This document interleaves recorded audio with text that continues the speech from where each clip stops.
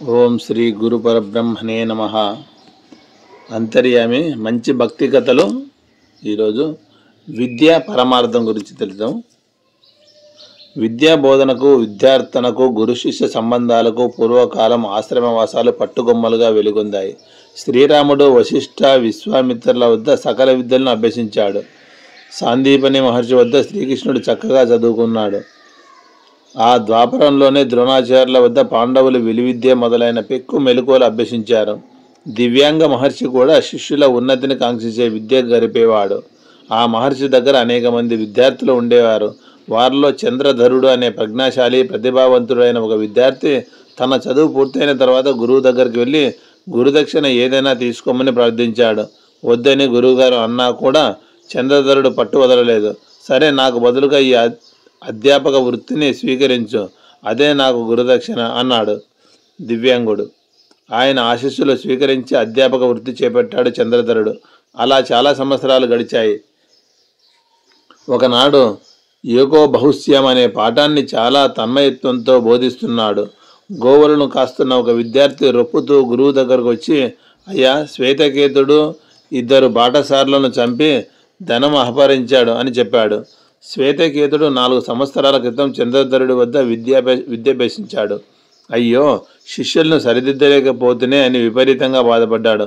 ఒక అర్ధరాత్రి సమయంలో కటిక చీకటి రాజ్యం వెళుతుండగా శ్వేతకేతుడు దారులు కొట్టే ప్రాంతంలో నిలబడ్డాడు. మబ్బులు దట్టంగా పట్టాయి. వాన వచ్చే సూచనలు గోచరిస్తున్నాయి. డబ్బులు ఇమ్మని ఒక బాటసారిని శ్వేతకేతుడు కొట్టాడు. వెంటనే అతడు పడిపోయాడు. ధనం కోసమని వెతుకుతున్న సమయంలో తలుక్కున మెరుపు మెరిసింది. ఆ వెలుగులో పడిపోయిన వ్యక్తిని గుర్తించాడు. తన గురువు. ఆయన కాళ్ళ మీద పడ్డాడు. చంద్రధరుడు శిష్యుణ్ణి కౌగిలించుకొని, నాయనా, శిష్యులను సరైన మానవులుగా చేయగలిగితే చాలు, ఇలాంటి దెబ్బలు ఎన్నైనా భరిస్తాను అన్నాడు. అంతే, ఆనాటి నుండి శ్వేతకేతుడి జీవనం మారిపోయింది. అనంతర కాలంలో అతను శ్వేతకేత మహర్షి అయ్యాడు. చూశారా, ఆ గురువుగారి ఆంతర్యం. తన దగ్గర చదువుకున్న వారు అనుశాసనబద్ధులు కావాలని, ఉత్తమ పౌరులు కావాలని ఆనాటి అధ్యాపకులు కోరుకునేవారు. ఆ రీతినే విద్యాబోధన చేసేవారు. తదనుగుణంగానే శిష్యులు ప్రవర్తించేవారు. శబ్దాలకు అర్థాలను వివరించడమే విద్యాబోధన లక్ష్యం కాదు, మనసు తలుపులు తెరిపించడమే దాని ప్రయోజనం అని ఠాగూర్ చెప్పిన మాటలు మరువలేనివి. శీలం గురించి భక్తృహరి చెబుతూ, ఒక కొండ శిఖరం నుంచి కిందకు దూకి శరీరాన్ని తునాతునకలు చేసుకోవచ్చు. విషపు కూరలు ఉన్న పాము నోట్లో చెయ్యి పెట్టవచ్చు. అగ్నిలో దూకవచ్చు. కానీ మానవుడు శీలాన్ని విడవడం ఎన్నడూ శ్రేయస్కరం కాదు అన్నాడు. వృద్ధ బ్రాహ్మణుడి వేషంలో వచ్చిన దేవేంద్రుడికి అతని కోరిక మేర తన శీలాన్ని దానం ఇచ్చాడు ప్రహ్లాదుడు. ఫలితంగా తన ధైర్యలక్ష్మిని, భాగ్యలక్ష్మిని, రాజ్యలక్ష్మిని కోల్పోయి బికారి అయ్యాడు. శీల సంపద పెంపొందించని విద్యే కాదు. ఈ సంగతి గమనించి అందరూ శీల సంపన్నులు కావడానికి కృషి చేయాలి. శీల సంపద పెంపొందించని విద్యే కాదు. ఇదండి దాని యొక్క అర్థము. ఇంకొక కథ విందాము, చదువుదాము. దానం చేయాలి. దానం అందరూ చేయలేరు. దానశీలత్వం అరుదుగా లభించే అద్భుతమైన దైవీ గుణం. దానం చేసేటప్పుడు మనకు ప్రియమైనది పోగొట్టుకుంటామని కొందరు అపార్థం చేసుకుంటారు. కానీ అది నిజం కాదు. రామాపురంలో వెంకన్న అనే రైతు ఉండేవాడు. అతడి ఒక్కడే కొడుకు. పేరు భీమన్న. తాత పోలికలతో పుట్టిన భీమన్నకు ముమ్మూర్తుల అవే బుద్ధులు వచ్చాయి. పరమ పిసినారుగా ప్రవర్తించేవాడు. ఇందుకు విరుద్ధంగా వెంకన్న ఉదార బుద్ధితో దాన ధర్మాలు చేస్తుండేవాడు. ఈ విషయంలో తండ్రి కొడుకులు ఎప్పుడూ గొడవ పడేవారు. ఒకరోజు వెంకన్న కొడుకును వెంట పెట్టుకొని పొలానికి వెళ్ళాడు. అంతకు ముందు రోజే పొలం బాగా దున్ని విత్తులు చల్లడానికి సిద్ధం చేసుకున్నాడు వెంకన్న. తనతో పాటు పొలంలో కొడుకును విత్తులు చల్లమని చెప్పి ముందుగా తాను చల్లటం మొదలుపెట్టాడు. భీమన్న తండ్రి కేసి వింతగా చూస్తూ, ఎందుకిట్లా విత్తనాలు నేలపాలు చేస్తున్నావు అన్నాడు. వెంకన్న నవ్వి, ముందు నేను చెప్పినట్టు చెయ్యి, ఆ తర్వాత నీకే అంత అర్థమవుతుంది అన్నాడు. అయిష్టంగానే తండ్రి చెప్పినట్టు చేశాడు భీమన్న. పంట కోతకు వచ్చేసరికి ఒక్క గింజ నుంచి మొలిచిన మొక్క ఎన్నెన్నో గింజలు ఇచ్చింది. ఆ గింజలను చూపుతూ, అర్థమైందా, కొన్ని గింజలు పాతితే ఎన్ని గింజలు వచ్చాయో అన్నాడు వెంకన్న. నిజమే, ఇది ఎలా సాధ్యము అన్నాడు భీమన్న ఆశ్చర్యంగా. అదే దైవధర్మము. భూమాతకు ఒక గింజ దానం చేస్తే ఎన్నో గింజలు తిరిగి ఇచ్చింది. దాన గుణం వల్ల ఎంతో ప్రయోజనం ఉంది. నువ్వు గింజలు దాచావనుకో, పుచ్చిపోతాయి. ధనం కూడా అంతే. సద్వినియోగం చేయకపోతే వ్యర్థమవుతుంది. ఇకనైనా దానగుణం అలవరుచుకో అని హితవు చెప్పాడు. భీమన్న తండ్రి సలహా పాటిస్తూ దానగుణంతో ధన్యజీవి అయ్యాడు. పురాణ ఇతిహాసాల్లో దాన ప్రశస్తిని చాటి చెప్పే కథలెన్నో ఉన్నాయి. శిబి చక్రవర్తి బలిచక్రవర్తి దానగుణంలో ఎన్నదగిన వారు. దానం చేయాలనే సంకల్పం కలిగిన తక్షణం అమలు చేయకపోతే బుద్ధి మారిపోవచ్చు. అలాగే పాత్రత ఎరిగి దానం చేయాలి. వ్యసనపరుడికి దానం చేస్తే ఆ ధనం దుర్వినియోగం అవుతుంది. సజ్జనుడికి ఆర్తితో అర్థించే వారికి, వికలాంగులకు, దీనులకు, సత్కార్యాల కోసం సహాయం అర్థించే వారి కోసం సంకోచం లేకుండా దానం చేయవచ్చు. ఒక్కొక్కసారి దైవం దాన పరీక్ష పెట్టవచ్చు. అలాంటి దానం వల్ల సర్వస్వం పోవచ్చు. అయినా దానశీలత్వాన్ని కాపాడుకునేందుకు ఇచ్చిన దానం వల్ల అక్షయమైన పుణ్యం లభిస్తుంది. బలి అలాంటి దానమే చేసి తత్ఫలితంగా శ్రీహరినే తన వాకిట కావలివాడిగా పొందగలిగాడని పురాణ కథ. కర్ణుడు తన కవచకుండలాలను ఇంద్రుడికి ఇచ్చి దానమిచ్చి ఆచంద్రార్కమైన కీర్తిని గడించాడు. అంతటి దానాలు అందరూ చేయగలరా? చేయలేరు. అలాగని పిసినారితనం కూడదు. అత్యల్పమైన జీవన వ్యవధిలో ఎవరు మంచి దానాలు చేస్తారో వారి ఉత్తర జన్మలు ఉత్తమంగా ఉంటాయి. దానం కొద్ది బిడ్డలు సామేతగా సస్తంతానం కలుగుతుందంటారు. మనుషులకే కాదు, పశు, పక్షి, వృక్ష జాతులకు చేసే సేవలను దానాలుగానే పరిగణిస్తారు. ఒక మొక్కకు నీరు పోసి దాహార్తి తీర్చడం, పక్షికి, పశువుకు తగిన ఆహారం ఇవ్వడం దానాలే. దానం నిస్వార్థంగా ఉండాలి. ప్రచారం చేసుకోరాదు. అప్పుడే దానం ఫలిస్తుంది. చేతనైన మేరకు చేసే దానం ఎంతో ప్రయోజనదాయకం. ఇదండి దానం గురించి. ఇంకొకటి మేలుకో.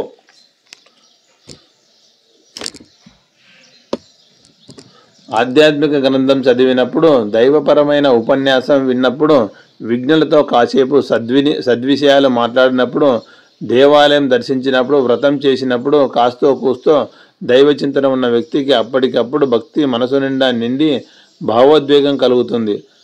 ఆ పట్టుబట్ట విప్పేదాకా, పెట్టుకున్న బొట్టు చెరిగిపోయేదాకా ఎంతో స్వచ్ఛమైన ఆలోచనలు, మంచి మాటలు, పేదవాళ్ళ మీద కరుణ, వ్యసనాలకు దూరంగా ఉండడం లాంటి మంచి మంచి ఆలోచనలు కలుగుతుంటాయి. ఎవరైనా మరణించినప్పుడు వారి అంత్యక్రియలకు వెళ్ళి వచ్చిన తర్వాత తీవ్రమైన వైరాగ్య భావం కలుగుతుంది. వీర బ్రహ్మం గారి తత్వాలు, కాళహస్తీశ్వర శతకము, వేమన శతకము మొదలైన నీతి పద్యాలు గుర్తొస్తాయి. అంతా మిథ్య అన్న భావము ఆ మరు భూమిలో దాదాపు దృఢపడుతుంది. అందరూ ఇక్కడకు రావాల్సిన వాళ్ళమే కదా, మనతో ఎవరు వస్తారు? మనం సంపాదించింది మనతో ఏం వస్తున్నది అనిపిస్తుంది.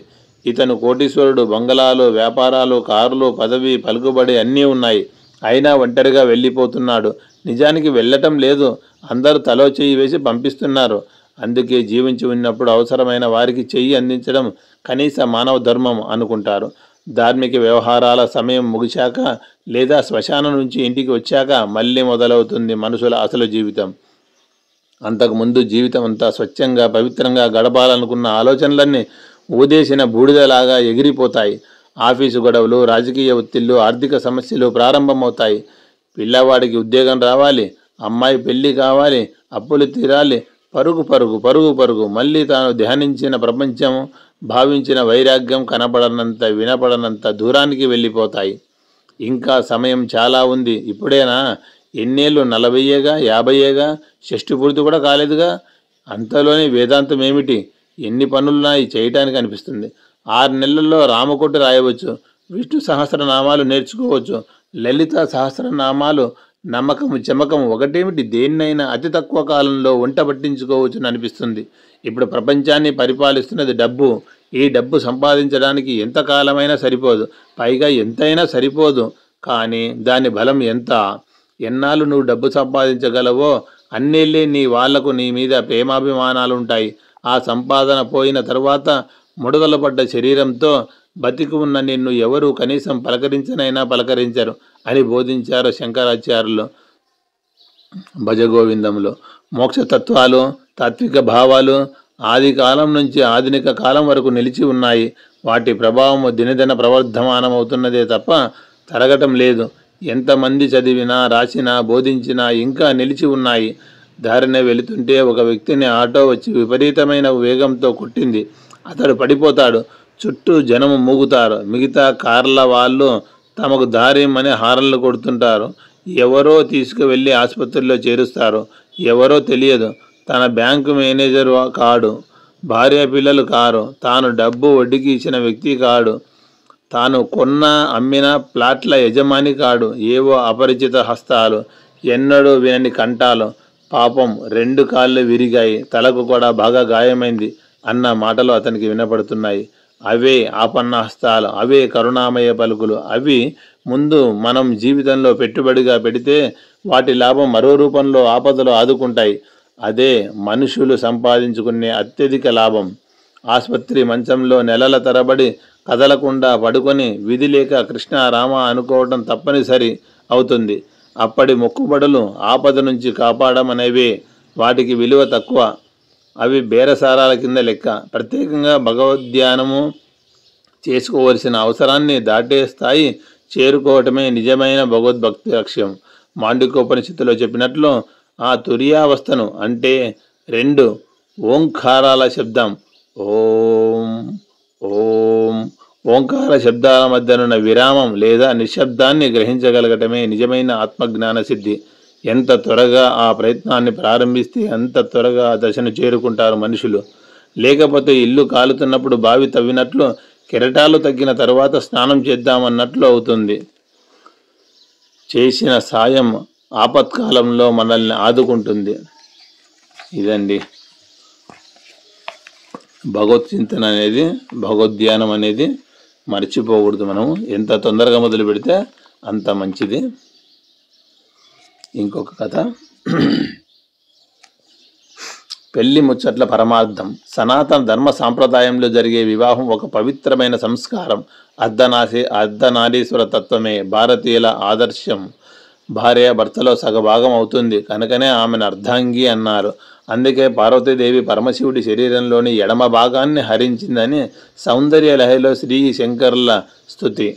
పద్మపురాణం మరో అడుగు ముందుకు వేసి భార్యను తీర్థం తరింపజేసే సేదిగా వర్ణించింది. దంపతుల శరీరాలు వేరైనా మనసు మమత ఒకటిగానే ఉండాలనేదే ఆకాంక్ష.